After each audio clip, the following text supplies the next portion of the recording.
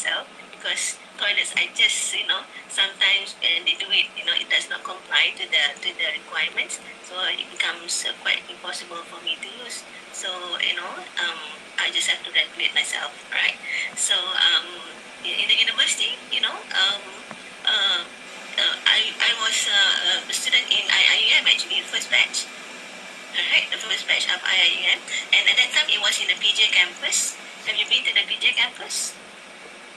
It's no longer there now, right? It's no longer part of IIUM now. But it's all staircases at that time, It's all staircases. Of course, I was walking with crutches, yeah, but I could not actually handle the staircases actually, because I couldn't handle staircases without railings. But at that time, all the staircases had got no railings. Alright, so it was just tawakkal, I just prayed, oh my God, I said, oh Allah, please make it easy for me.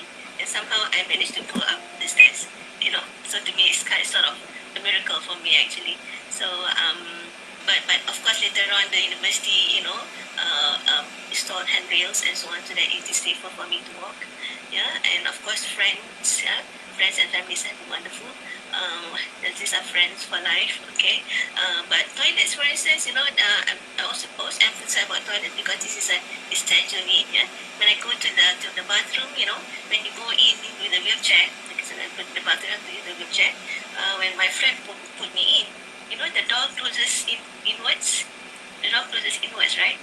So when the chair goes in, you cannot close the door. So what happens? So you have to find a solution.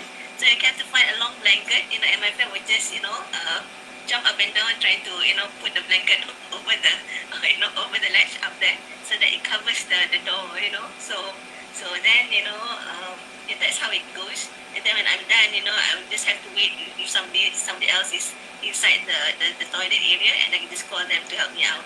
Sometimes there's nobody there, so I just have to wait. You might have to remember at that time there's no handphones. Okay, no handphones. So handphones is actually so much blessing for us now, technology, right? But at that time I just have to wait. Sometimes I'll wait for an hour. So these are the things that people do not know what we go through, right? So and unfortunately, at schools also now, the facilities, a lot of schools still does not have good accessibility, right? Even though we are now in 2020, right? So many schools are still not, fully accessible, especially, to the wheelchair users. So it is actually very difficult. So that is why there's this zero reject policy, because we find that schools have been sometimes turning away students with disabilities. Sometimes it's because of, lack of facilities, but also sometimes it's because of lack of empathy. All right. So but now we more, when I was in MPBK, we more and more discovered that a lot of these issues actually relates to empathy, right? Lack of empathy, right? So why is it that all these problems are not resolved after so long, right? Because they do not understand what we go through, the difficulties that persons with disabilities go through. So there's no sense of urgency to do what is right, So the lack of empathy is there, and partly is due to our education system as well. Maybe we'll talk about it further later. Yeah? Okay. Right, interesting experience that you have in the experience. So could you tell us how you go about your work as a person with disability in daily? Okay, I drive. Okay, I do drive. My car is installed with the hand controls. Okay, so to and from the university. So what I do is that when I enter my car, I will push my wheelchair away so that I can close the door. And then when I arrived at the university, I will call somebody to bring, I have another wheelchair at the university, a scooter. I think that's the one that you always see me around with. So my, one of the staff would actually come and bring the scooter to my car. So I will just transfer the scooter, and I'll just go about doing my work as usual. All right. So going back from office is similar, but I will always have to make sure that I go back when there's still somebody around to actually help me to keep the scooter. Right? Otherwise, I'll be stranded. Right. So otherwise, I'll just get whichever student that passes by to help me to keep the scooter there. So But basically, that's how I, what I do. So I go to office, and then I go to classes. Previously, when technology was not so good, when I was still working, I had to actually stand, and write on the whiteboard, which is very very very tiring, right?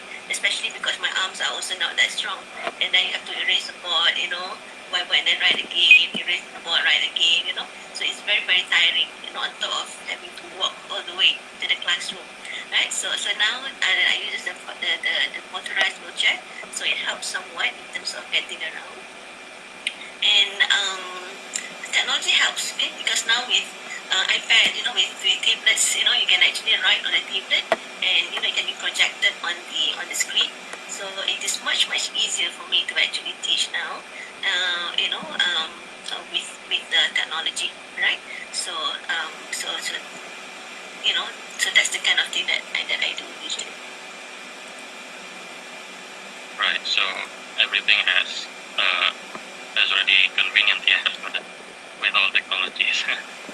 Not all convenient. It helps a bit. Oh It yeah. helps. Yeah. Right. Yes, all right, Professor. We are going to the next one. You have told us about your personal experience during your work and daily life. But you told us before you mentioned about Dr. Mazli's zero reject policy. So regarding the former education minister, regarding the policy itself, is it still being used right now, Professor? Yes, the zero reject policy. Yes, before the our term ends as MBPK members, we did present to the new minister, right, in terms of all the initiatives and all our recommendations as to how we can actually try to make the zero reject policy work, right? So they can call it something else if they want to, but essentially, it has to still continue. He has actually given the commitment to actually proceed with the zero reject policy, right? But I think what is more important is also how to make the zero reject policy work, how to make it successful, all right? Because there's no point in taking in students with disabilities, and yet the facilities are not there for them. Yeah, they're not there for them, and also we need to create a caring environment in the school system, right? Whereby students who are not disabled, are also can also mingle with the students with disabilities, right? So at the moment now, there are three programs in the school system, right? In the primary school system, there is this special education program, so mainly for the blind and the deaf. Sometimes they have separate schools, right, for them. And then we also have this special education integrated program, right, whereby the students with disabilities, they will be together in the same school, but in a separate classroom. Okay, so these are for students sometimes with intellectual impairments, right? Low functioning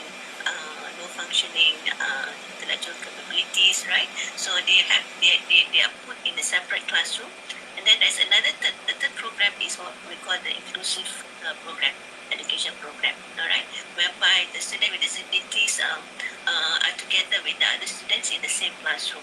Okay, so essentially students with high functioning, okay, intellectually, and students physically disabled but intellectually okay. So usually there will be this inclusive classroom, right? but the thing is that those who are in separate classrooms, they are among themselves, and the other students do not get to mingle with them. So that's where I think the lack of empathy sometimes arises, because this thing you have to inculcate right from the beginning, right, at the small age, when you're young. Okay, so primary school, I think this is where we have to nurture that value of caring and inclusiveness, right, and empathy. And when we look at the secondary schools, right, and we talk about the the what do you call it, the boarding schools, right? Boarding schools. But we have boarding schools in Malaysia, whereby usually those who excel, in their studies go to the boarding schools. But unfortunately, we see that these boarding schools are not actually, very few, if if any, right?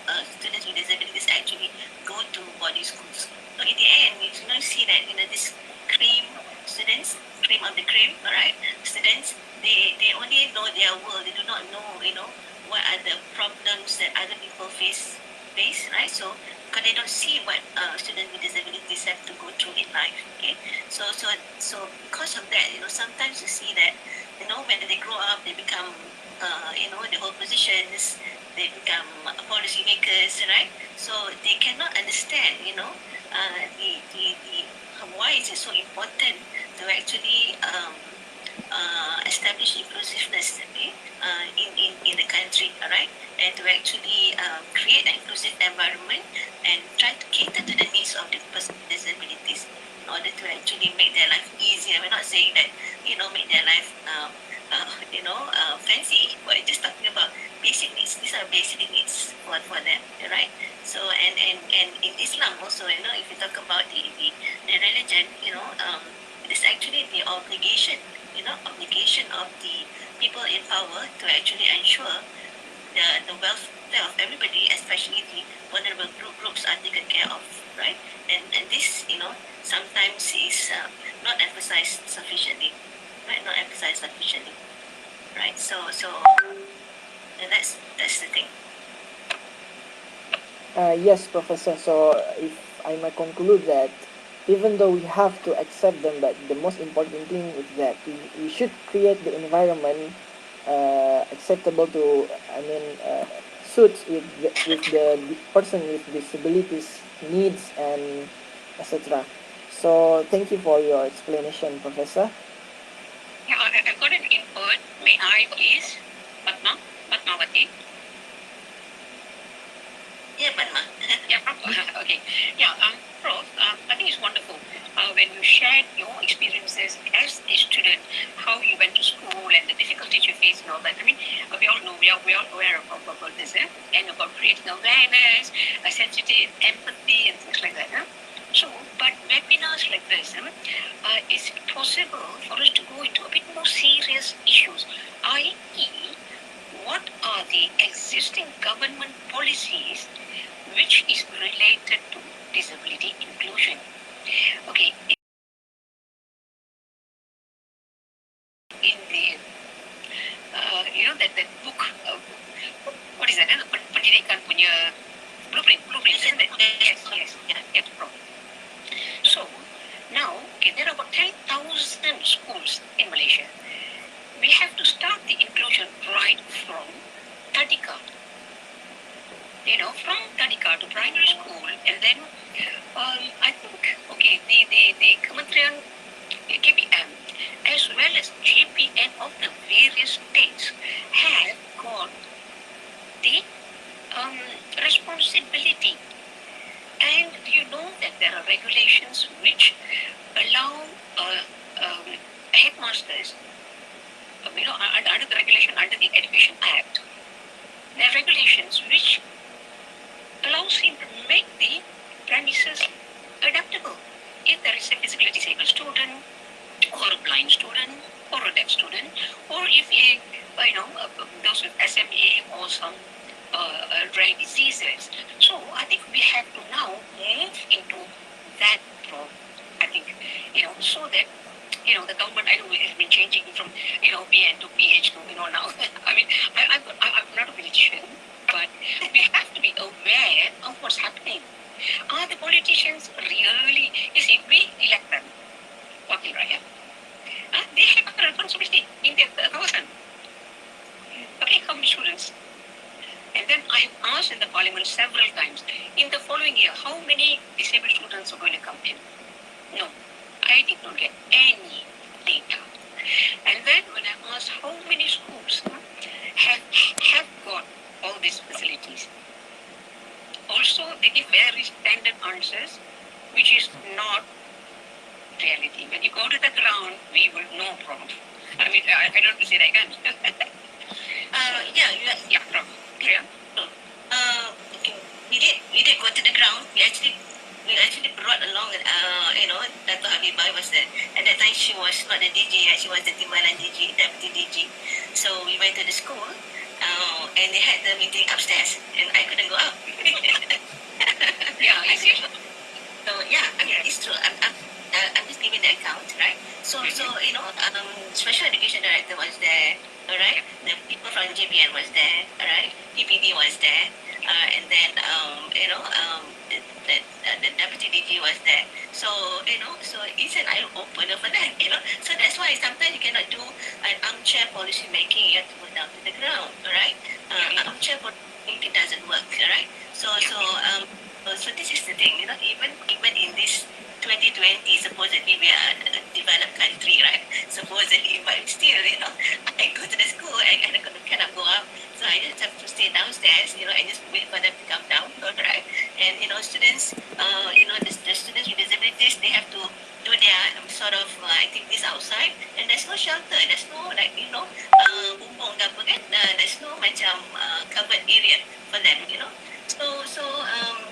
So after that, after the visit, then only we highlighted those things, and then only the school got, to make that covered area.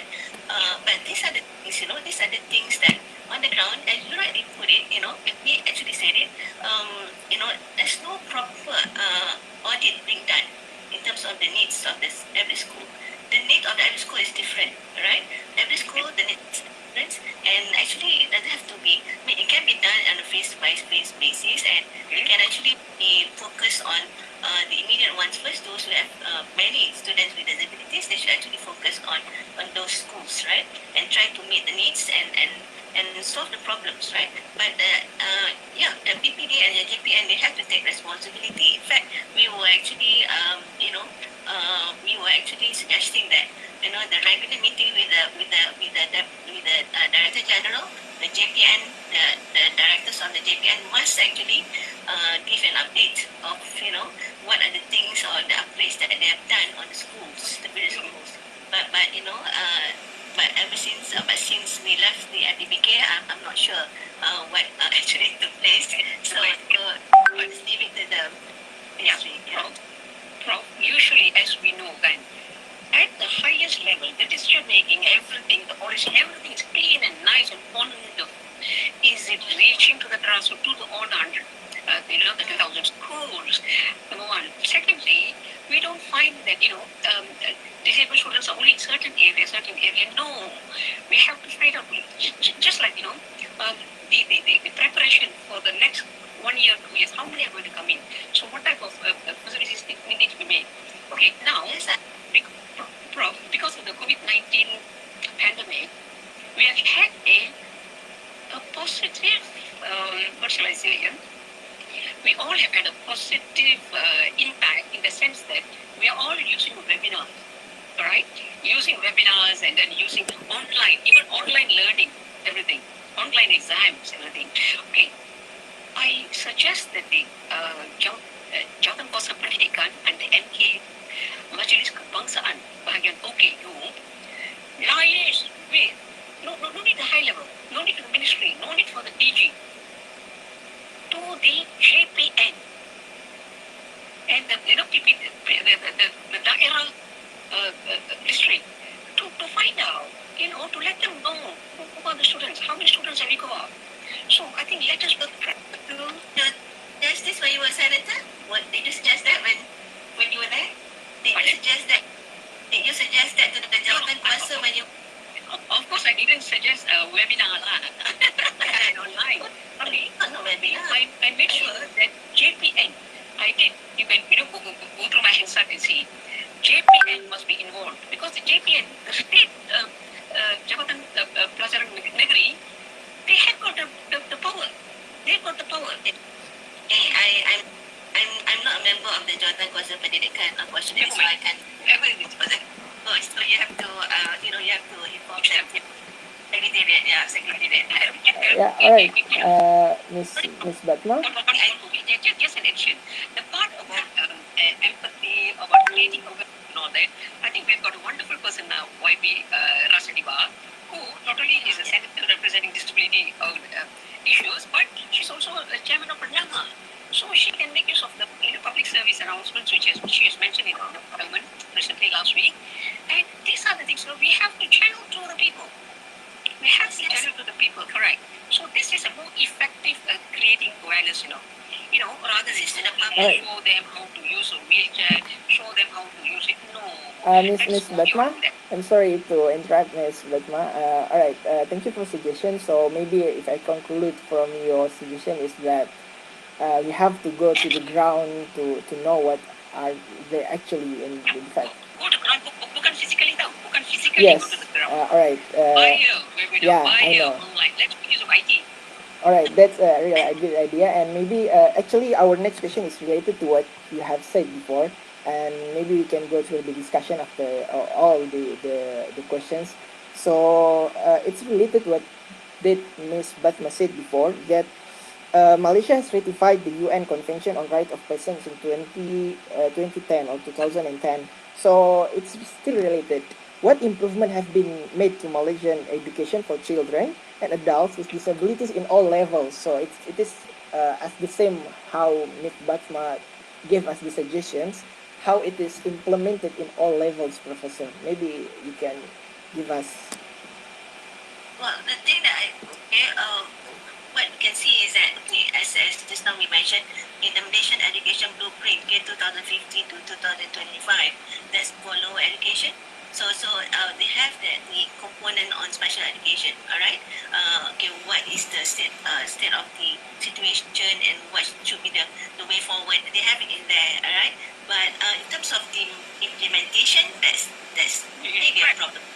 Correct. So we cannot go. Finish, please. Okay. So that's for lower education. Okay. But for higher education, the National Education Blueprint for Higher Education does not even mention a word on students with disabilities. There's no mention at all. All right. So that's why we came up with the guidelines for the implementation of disability inclusion policy in institutions of higher learning. And one of our recommendations was actually to for all the universities to have DSU, Disability Services Unit, especially at So alhamdulillah, all the 20 public universities now has got that unit. All right, managed to have that unit, and so the rest of it we need to implement. If you go by the guideline, I think universities can actually try to do it at their level, right? To try to promote inclusion, right? But however, again, when there are changes in the political scenarios, okay, so the emphasis, okay, on disability inclusion, the minister has actually pledged a commitment in the parliament to actually proceed, okay, with the disability inclusion policy. So we hope that it will actually be, seriously looked into, and hopefully it is not just a lip service, okay, and there need to be a monitoring. There need to be a monitoring, both at the lower education as well as higher education. Yes. There must be monitoring at the ministerial level in terms of its implementation.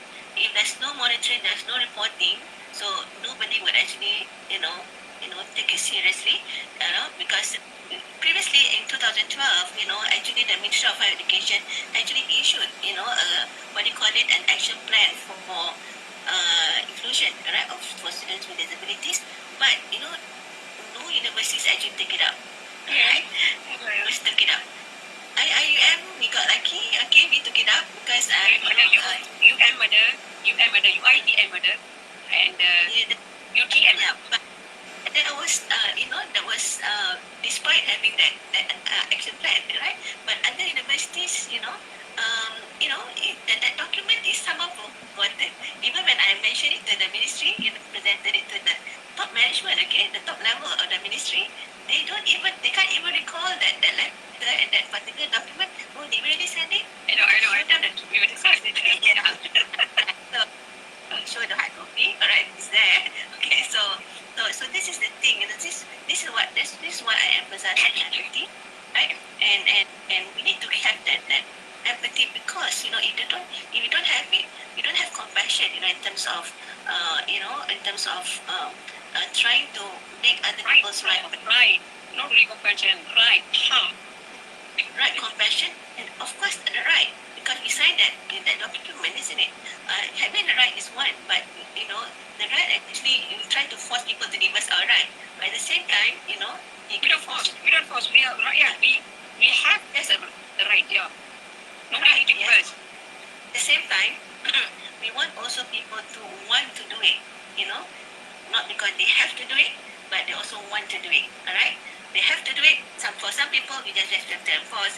We have the Akta OKU and so on, right? So Akta OKU actually arises because of the UNCRPD, okay, and Akta OKU tries to mirror closely the UNCRPD also, although not 100%. Okay, so it is actually due for revision. But the thing is about the Person with Disabilities Act, it does not have any punitive measures in that. That's the unfortunate. Yeah, but Prof, you've heard of education for all, kan? In the year 2008 was introduced. Education for all.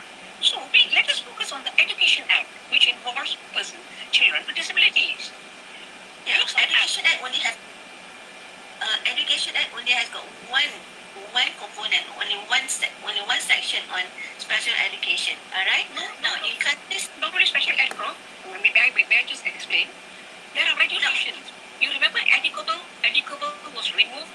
You remember not the term educable? Regulation is different from act. I'm talking about act, but I'm not talking about regulation. I'm talking about act. Yeah. And given the act, only the act gives the power to the to the minister to introduce all the orders and the regulations. It is all connected. Has it worked? Has it worked? It hasn't worked because nobody got them. That's because Sorry. Just the Akta has got. There's no punitive measures. you know what? I got one suggestion. Do you think? Okay, we talk about tertiary education. Lovely. The upper department, disability services unit, and all that. I mean, I was a student at University of Malaya from 1974. I went in as a student, met an accident, all that. So I've seen children coming in blind and so deaf and blind. So, Prof, do you think that disabilities children's unit should be also replicated at Jabatan Pendidikan Negeri? Don't you think so? So that they can give us an overall view. I don't get you. Sorry, I don't get you. What is it? What is it that you say? The thing is, currently we have at the tertiary level the disability services unit and the policy and the panduan that has come out into that. Similar to that, can we have a disability students unit at each of the state Jabatan Pendidikan Negeri? All right, Miss Batma, sorry to interrupt. All right, maybe we can go through the suggestion and discussion at the end of the interview. But actually, our topic is still related to you. It's still the same point, so we could finish it first. It's talking about all levels of inclusivity, disability in all levels. So my question is actually quite the same, but maybe I'm not going through that deep. What are the challenges that in development of Malaysian education for persons with disabilities in all levels? So, if Ms. Basma, before talking about how in all states they should have sorry, because I'm not Malaysian, so I don't really know the terms that Ms. Basma used. But I think it's the same that we have to have. We have to pay attention into that point in all level and all states. So, Professor Ruzita, can you tell us the challenges in the development in Malaysian education, especially from the ground to the top? I mean, in all levels, from the lower education to the higher education. Actually, before we left, okay, we actually, the previous minister actually instructed for a blueprint, right, for education, right, from early intervention until tertiary education. But now that the ministry has also split, I suppose the blueprint is also split, if it is still there, right, being worked on. But yes, there was a plan actually to address the issue, because this issue is very complex, right? It actually cuts across many issues. from physical accessibility, all right, information accessibility, to teachers training, to curriculum, right, to early intervention, all right, to sign language, being used, type of sign language being used in schools, right, to regulations, to rigidities in the system, right, through empathy, through the administrative judgments and so on. So it's very complex, and also parents' involvement must also be there. Support system must also be there, right, in the schools. So if we're talking about the facilities, right, and also in terms of the implementation of the curriculum for special education, actually, we need to have what we call the individual education plan, right? Because every disability the requirement is different, right? For every child, requirement is different. So the individual education plan is actually tailored to every child's need and every child's pace of learning, right? But somehow the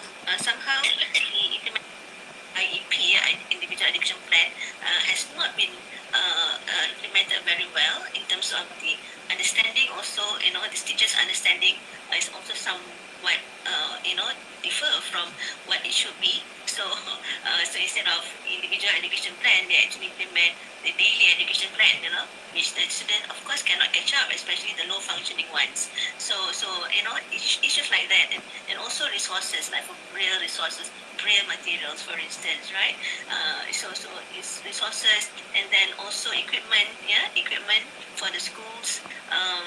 So a lot of issues actually need to be addressed. So this is why we actually, wanted to for the state education departments to actually monitor the what we call it, audit of all the facilities, right?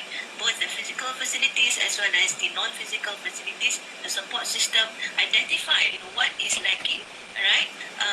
So that they can actually be an action plan as to how to address it for the different schools, right? So then it can actually plan out, Yes, so in terms of how to resolve it. So that's at the lowest education level. So at the higher education, this time already mentioned, we have the guidelines for disability inclusion. So, so that's very important for universities to actually come. But the monitoring needs to be there. The monitoring needs to be there. Yeah.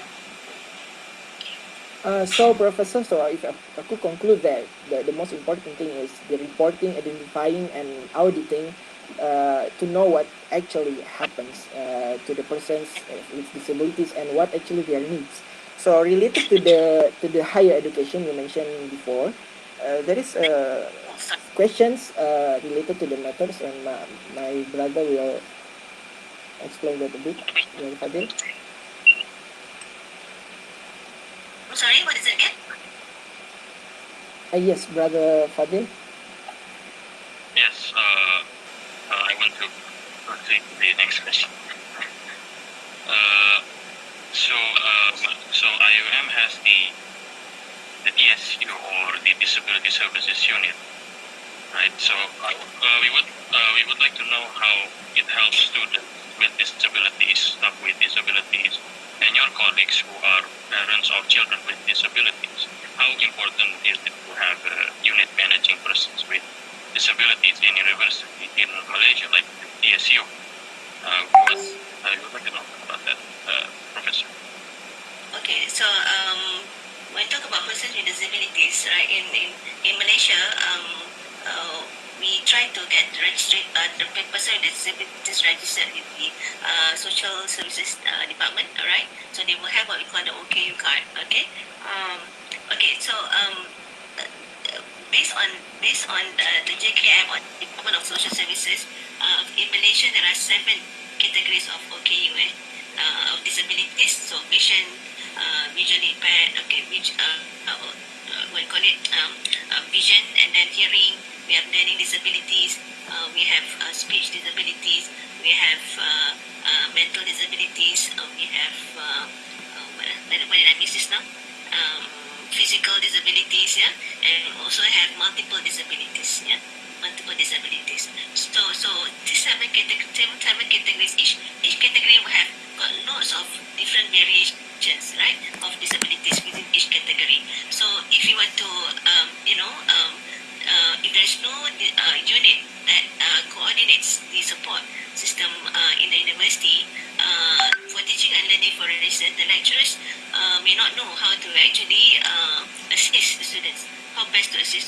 that they can also perform their best, okay, despite their disability. So what kind of adjustments, okay? Because we talk about USRPD, we talk about reasonable accommodation, right? Reasonable accommodation means what are the flexibilities that we can actually give, right? We need to break the barriers, okay?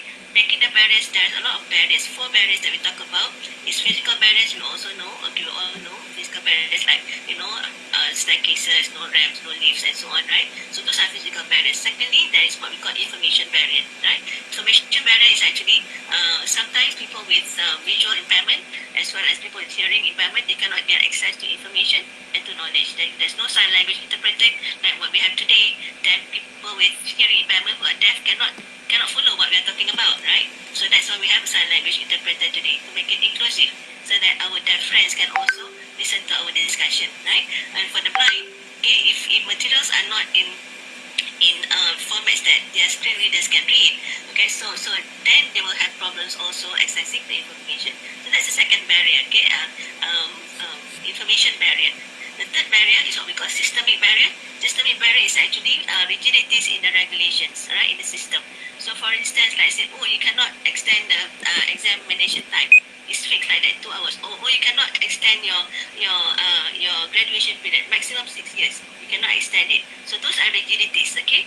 And for person with disabilities, we need to actually make it flexible for them, so that they can actually attain the same level of success, but at their own time, okay? So that they accommodates their needs and their disabilities. So for instance, in our case, our students with disabilities who cannot make it within 6 years, right? If they cannot take the regular load within the semester, they are allowed to take less than the minimum, okay? And when allowed to take less than the minimum, naturally, their graduation period will also be extended, isn't it? Right? It will be more than 6 years, so we allow that. So it has also already been passed in the Senate, so it has been endorsed. So our students who cannot make it in 6 years, they can take whatever time that period that they need, okay, as long as they finish it within the time that is suitable for them, right? Similarly, for examinations, for assignments, so a lot of flexibility is given to them, right? Sometimes they can take the examination in a separate place, right? And online teaching and learning is very, very, it can be an advantage to us, but there is also a disadvantage to some, especially those with autism, for instance, right? So, these all things that appears here, it can be very, very, what do you call it, very, very challenging for them, because they have sensory issues. It can give them, it can make them sick. It can make them throw up, actually, can get bad headache from looking at the screens. So things like that, we need to accommodate, and a lot of things like person with autism, students with autism, they have issues with executive functioning, executive management, right? And they also have issues in terms of social skills, right? So this is where we come in to assist the students, right? And to try to improve their social skills, get them to have friends, and then we talk to them, and we develop certain skills, programs that can actually help them with certain skills, right?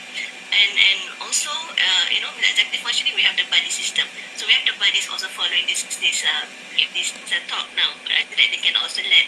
We have what we call special buddies for our students with autism and also our students with vision impairment.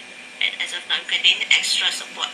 Alright, so those the others who does not need the extra support, they can go on their own. They can be independent. We make the university accessible for them. Then they are happy already, right? So, but there are some who need that additional support. So this is where the buddy system comes in, right? So, but the thing about our system is that yes, you cannot work alone. We cannot work alone. We need the cooperation from everybody, all levels, all kuliah, all departments, all units, all divisions, right? We need everybody's support and commitment, everybody's cooperation, and especially students, we need the help from students, especially the non-disabled students. We need your understanding. We need you to be volunteers to help us.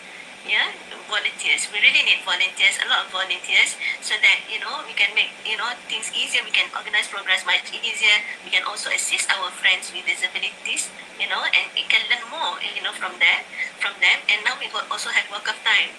Have you heard of work of time, Fajru?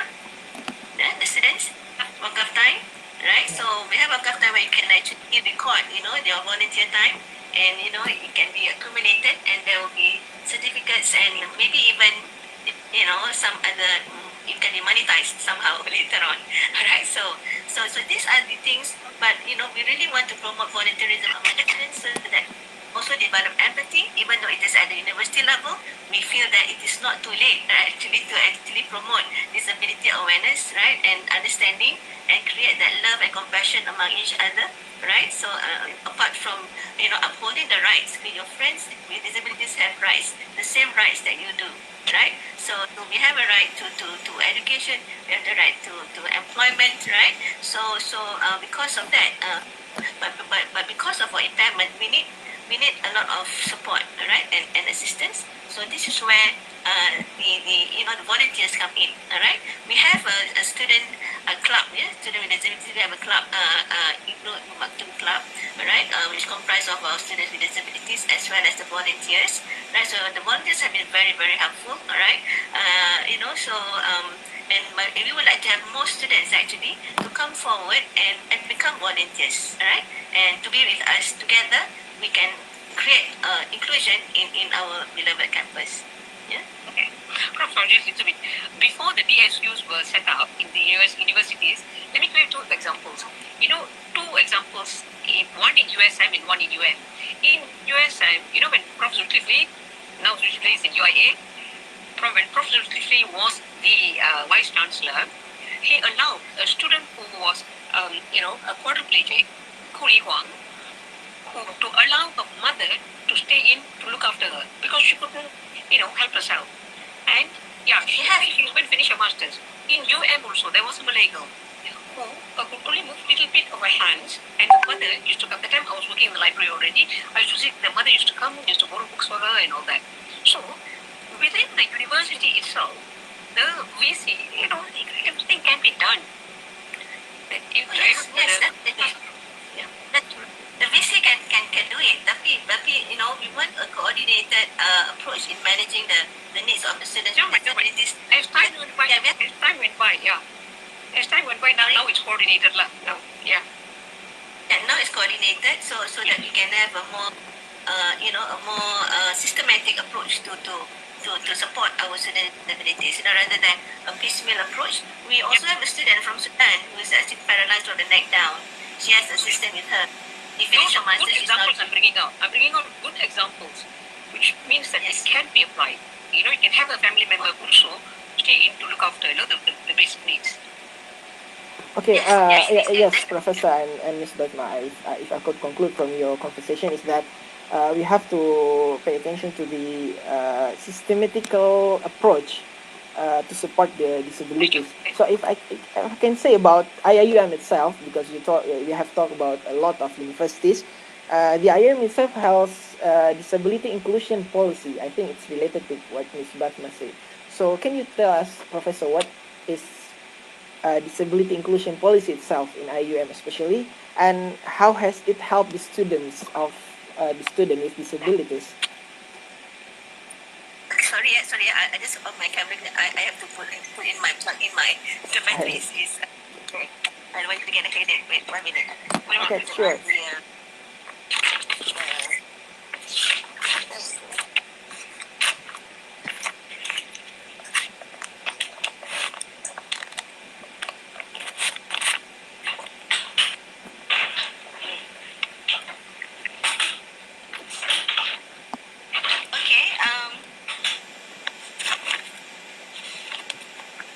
Sorry about that. Your question is about the IIM disability inclusion policy, right? Yes, Professor. Yes, this policy was launched in 2018. All right. So this policy is actually meant to actually cover to actually ensure non-discrimination. All right, non-discrimination for students and staff with disabilities. It covers not just students but also staff with disabilities. Right. This is where it is slightly different from what UM had. UM actually came up with it first, but it covers students. When we came up with it, we covered staff with disabilities, and now we also, I know maybe later on we are going to include a special parents, we call it. Oh, just now I forgot to talk about special parents, in terms of how we try to support them. Yes, we have a support group, group of special parents in IIUM. So what we're working on now is that we're trying to come up with a center for inclusive living, so that we can actually try to cater to the needs of the parents as well. So hopefully we can provide some facilities in order to assist them at least, in terms of trying to get support for their children, right? And at the same time, we try to assist them, perhaps some flexibilities in work arrangements if there is a need, right? For us to talk to the management, so we can actually come into the picture and provide assistance to our special parents. Yeah. So the disability inclusion policy at the moment covers students and staff with disabilities. It covers all areas, right? And it actually focuses on non-discrimination and highlights some reasonable accommodation that we can actually have for our students and staff with disability, right? For the staff with disabilities, we talk about workplace adjustments, okay? Workplace adjustments. So depending on what type of disability they have, there are certain ways where we can adjust so that the staff can actually perform to the best of ability despite their disability. That's the main reason why we want to have that accommodation, yeah, that accommodation or adjustments in the workplace. Similarly, similar to students, that's the reason why we need to have that flexibility for students so that they can also perform to the best of their ability despite their disabilities. Yeah. So because they can perform, they just need the adjustments given, right? So they can perform as anybody else. So that's where we are here. We provide advice, we coordinate the assistance, right? If we have to see the dean and the kuliah to do that. So that's how we actually try to assist our students as best as possible. Okay. All right, Professor. So it is policy that could support the students with disabilities, especially in IUM. So maybe we can go to the next questions.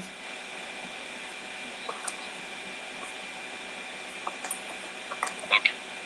So, Madam Professor, what about the job prospects for persons with disabilities in Malaysia?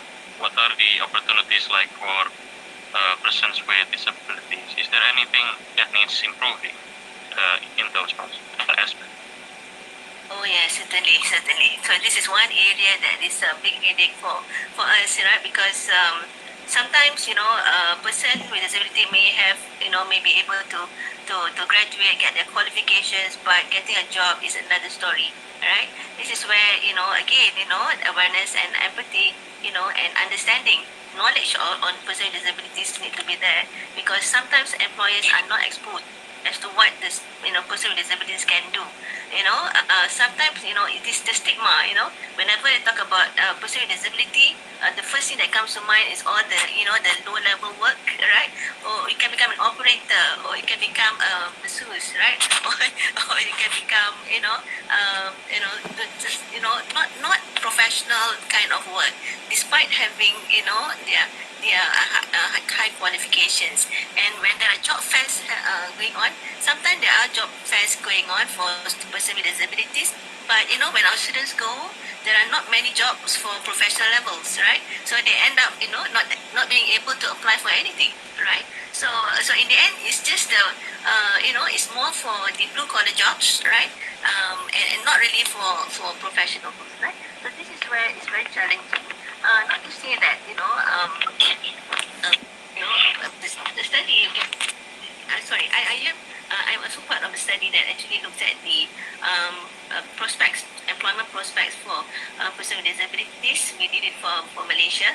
What we found is that those with higher qualifications actually has more difficulty in securing a job compared to those with lower qualifications. And this is actually related to the mindset, the mindset of the employers, right? The stigma there.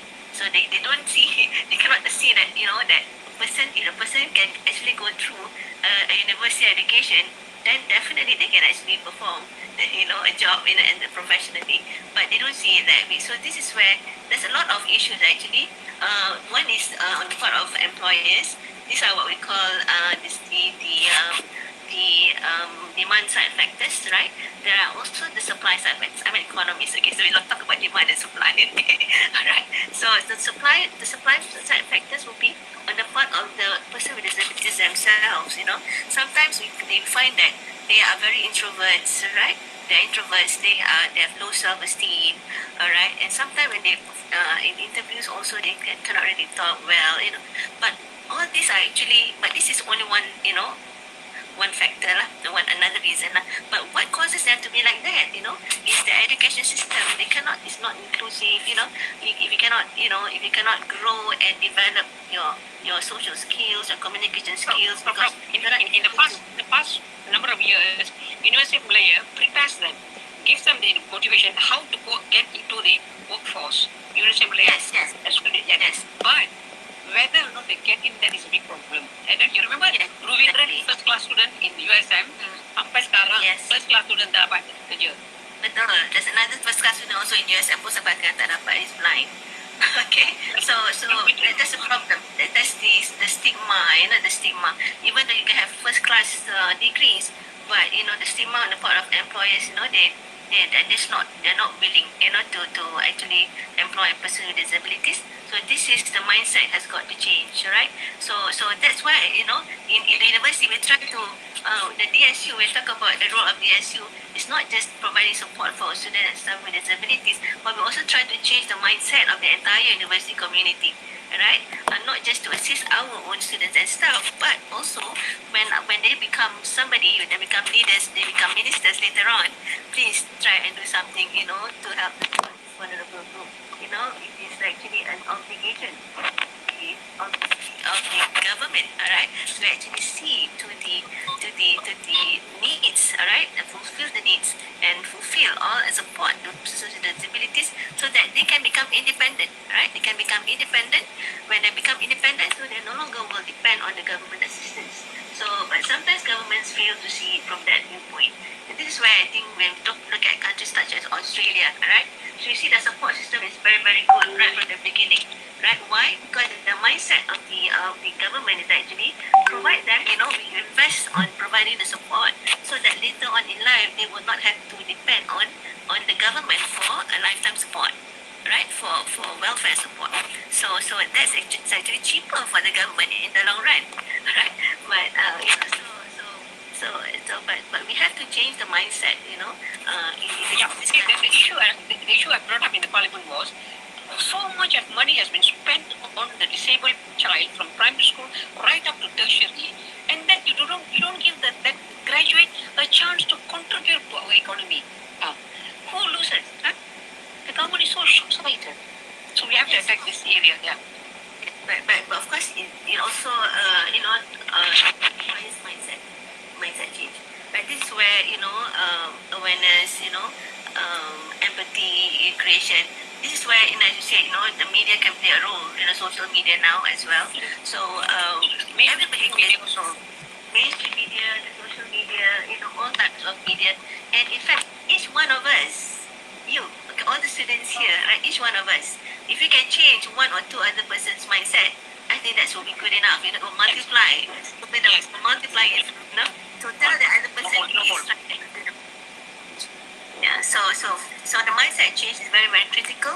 You may have all the beautiful plans like in the Malaysian Education Blueprint, but if it's not implemented nicely, not implemented properly, so nothing gets done, right? All right. So the heart must.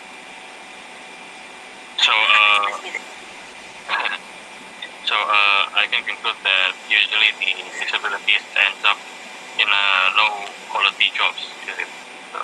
In a low level job, low paying job.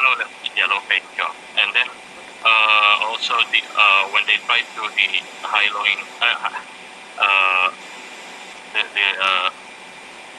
paying jobs, the employers have this mentality of being superior than the. They're not confident that the person with disabilities can do the job, can perform the job. Oh. So that's the idea, that's the mindset. They have this stigma, they have this perception.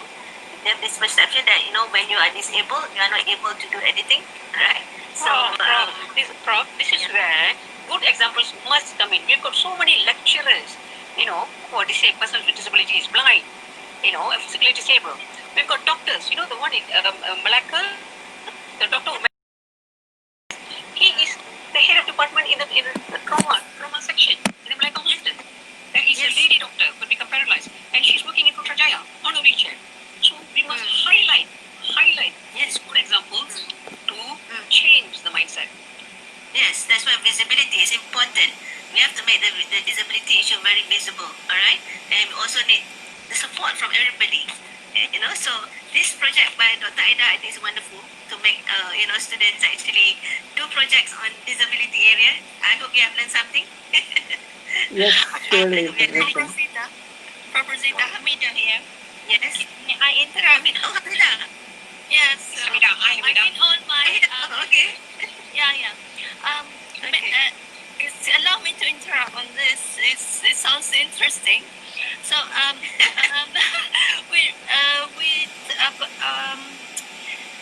What else? Hamida is from Ministry of. now I'm in the ISM, Institute of Social Media. Oh, you're in ISM. Yeah, when we talk about the awareness, the understanding. Yeah, I remember the research done by UNICEF.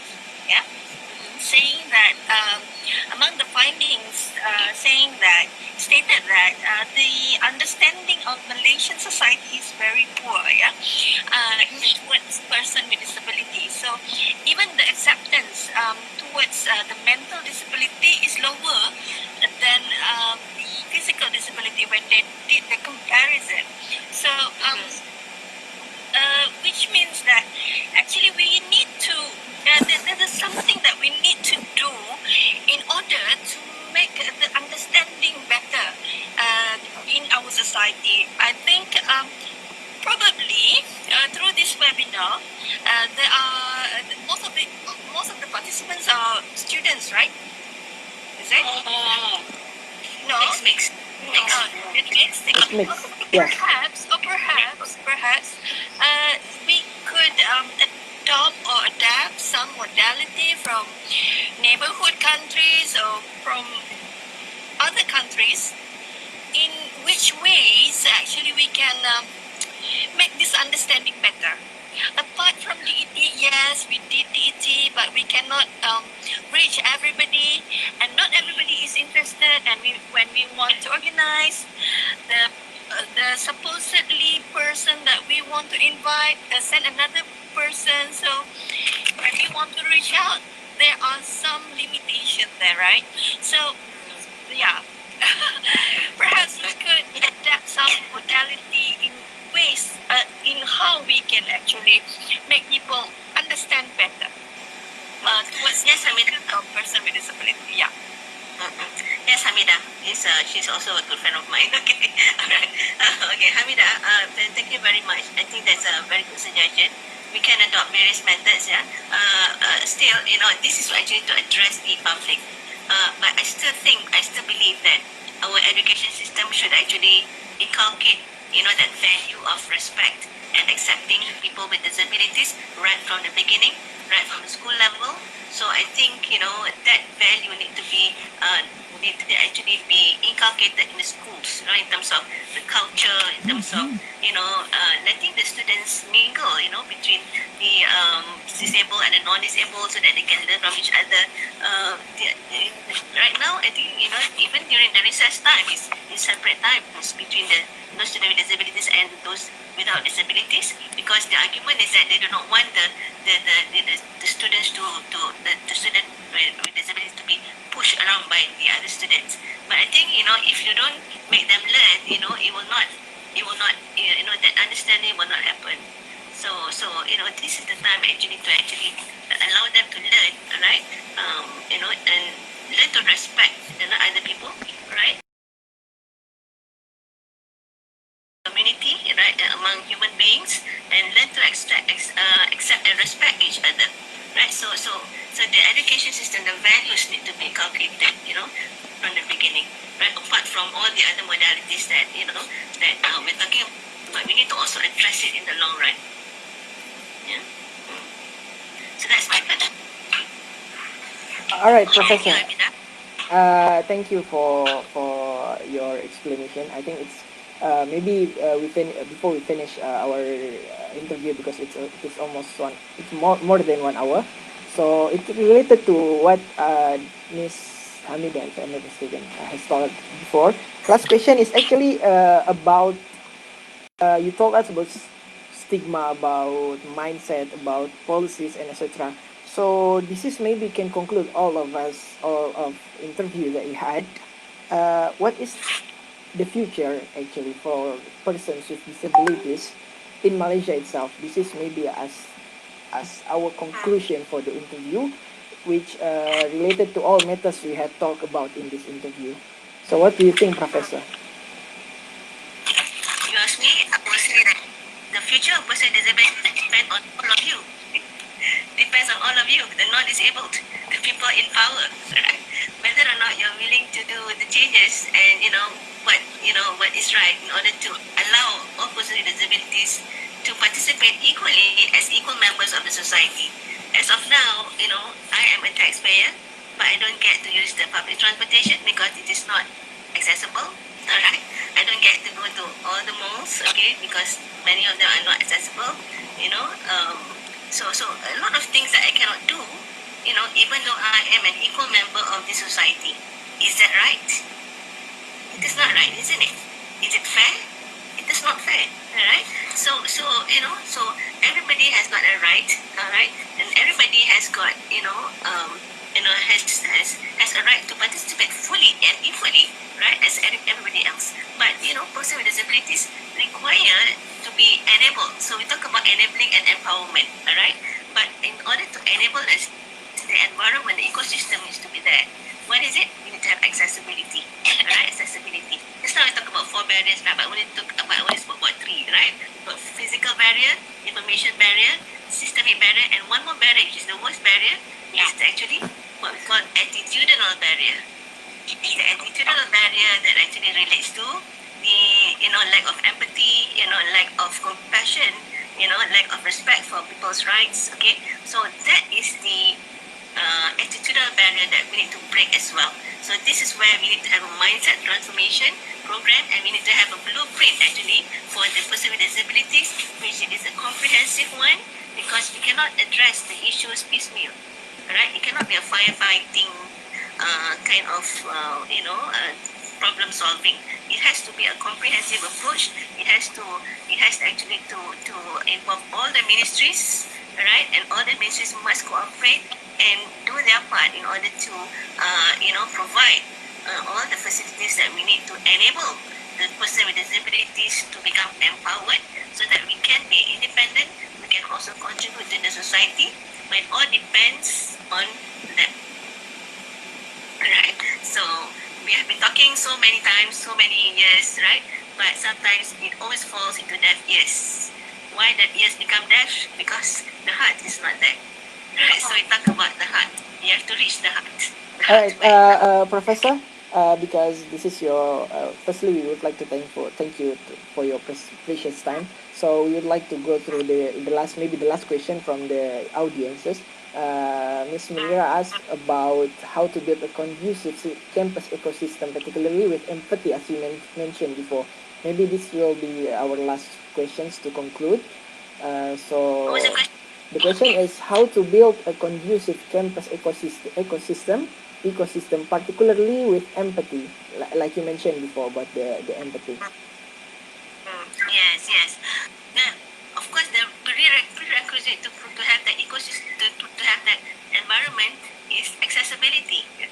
Accessibility, alright? So if my friend wants to take me to let's say to shopping, alright? My friend wants to take me shopping, but the shopping complex is not accessible. Can she take me there? She cannot. Right, so there's always restrictions, in order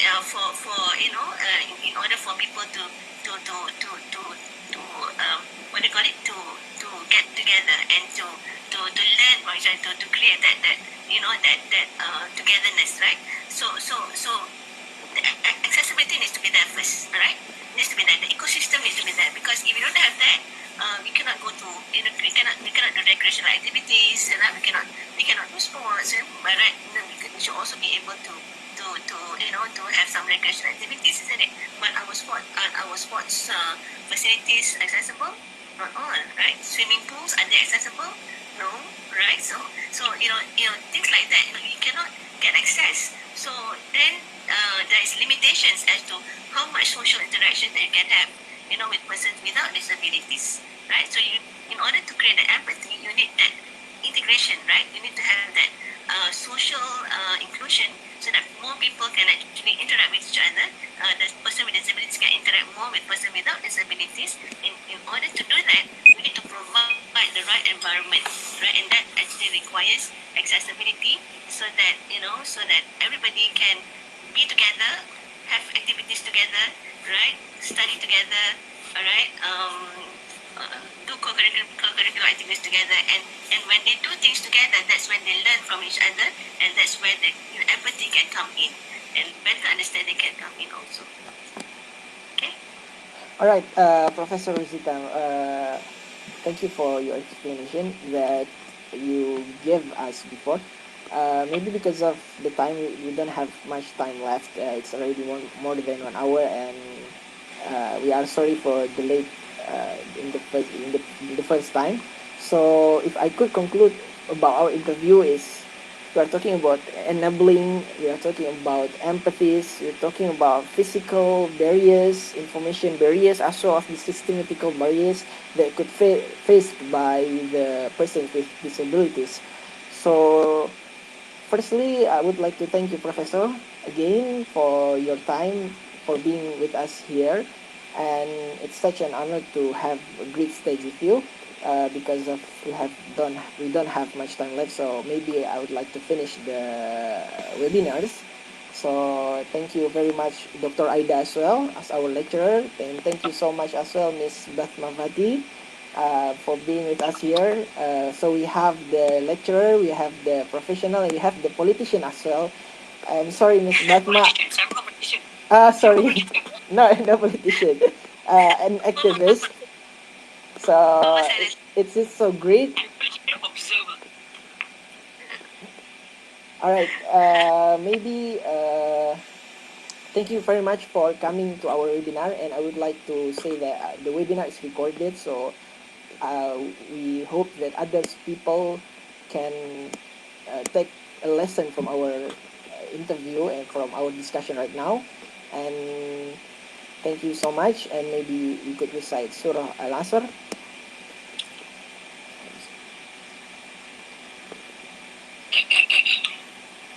All right, thank you so much for being with us. Thank you, Professor Ruzita.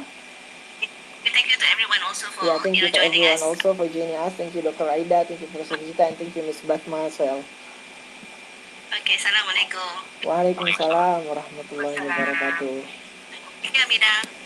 Thank you, Professor. All right, thank you. Congratulations to you, and to Dr. Aida as well. Thank you for having us. Thanks a lot. Right, Alhamdulillah. Alhamdulillah. Alhamdulillah.